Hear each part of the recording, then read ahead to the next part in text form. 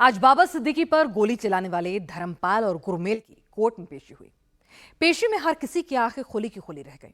बाबा सिद्दीकी पर गोली चलाने वाले बंदूक कहां से लेकर आए, ये किसी को नहीं पता। तीसरा आरोपी कहां है, ये भी किसी को नहीं पता। जरा सोच कर देखिए, मुंबई जैसा शहर, वहां एक वीवीआईपी राजनेता, एक नामी शख्स को 20 से 22 साल के लड़के ने यूं ही गोली मार दी। आखिर ये प्लान बना तो बना कैसे? इसे स्पॉन्सर फाइनेंस किसने किया? इन लड़कों को आइडेंटिफाई किसने किया? पुलिस के पास भी अभी तक कोई ज्यादा जानकारी नहीं मिल पाई है। मास्टरमाइंड उसको बताया जा रहा है जो खुद जेल में बंद बैठा है। आदमी अगर जेल में है तो ये मर्डर कैसे करवा सकता है, वो भी इतने हाई प्रोफाइल शख्स का? इन्हीं तमाम सवालों के जवाब इस रिपोर्ट से समझने की कोशिश करें। बाबा सिद्दीकी के कातिल ने क्यों लिखा था यार तेरा गैंगस्टर है?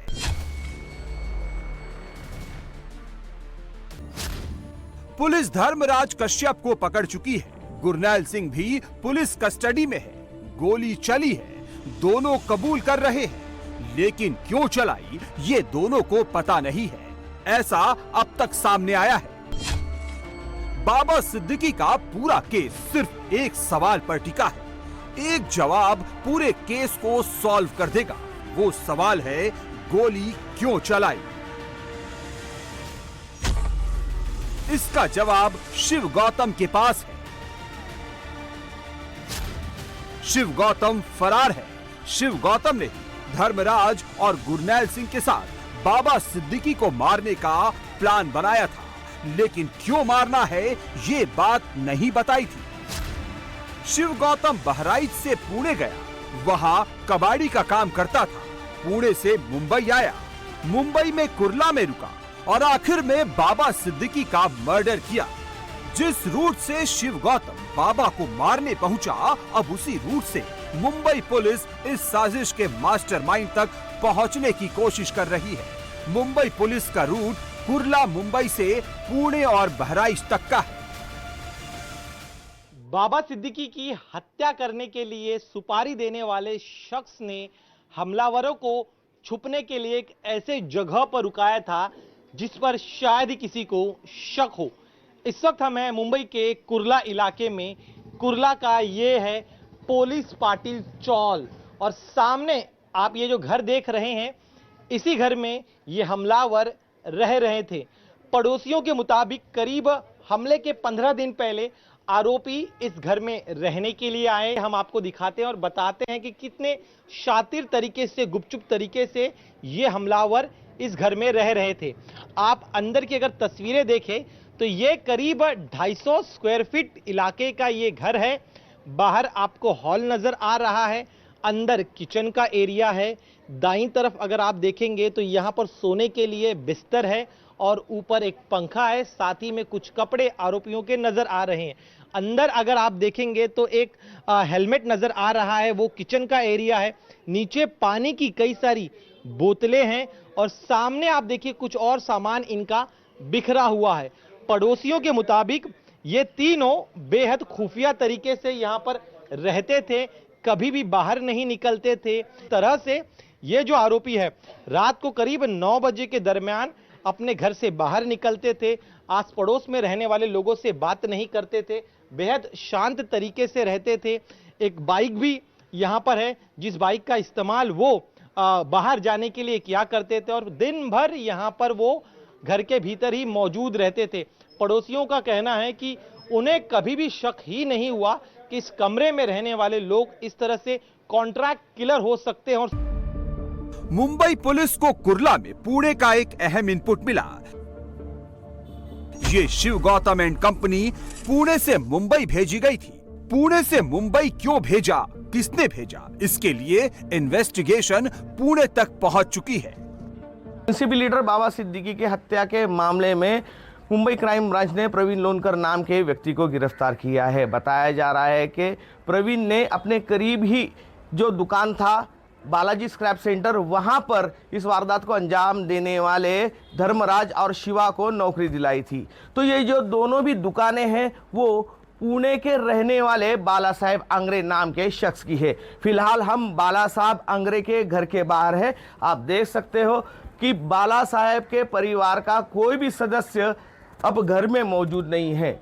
अपने दरवाजे पर ताला लगाकर बाला साहब कहीं पर चले गए हैं। इतना ही नहीं तो उनसे फ़ोन पर संपर्क बनाने की भी हमने कोशिश की, लेकिन उनका मोबाइल अभी स्विच ऑफ लग रहा है।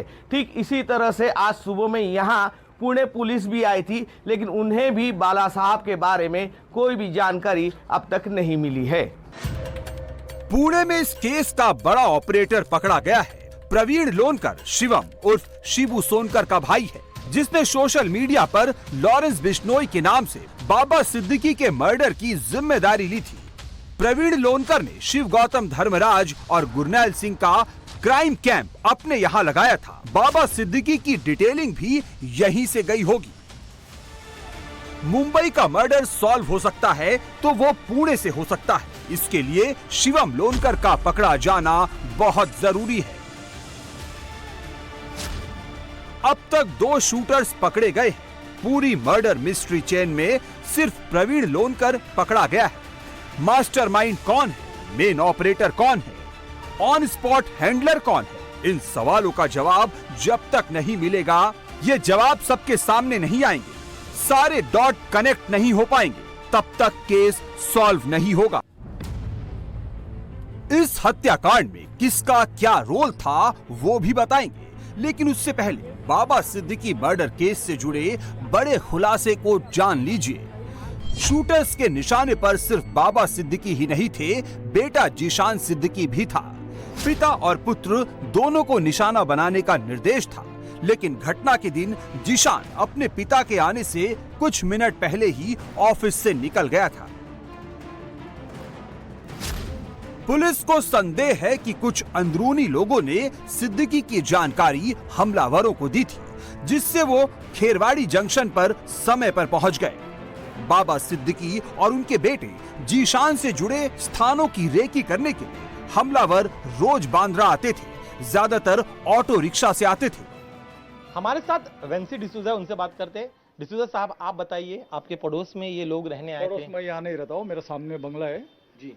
वो उसमें से एक शख्स को मैं हमेशा यहाँ बाहर जो औरत लोग खड़ी है ना, वहाँ बैठ के वो सिगरेट खड़ा रह के सिगरेट पीने का, वो एक शख्स को उसको मैं 15 दिन से देखने का सुबह में।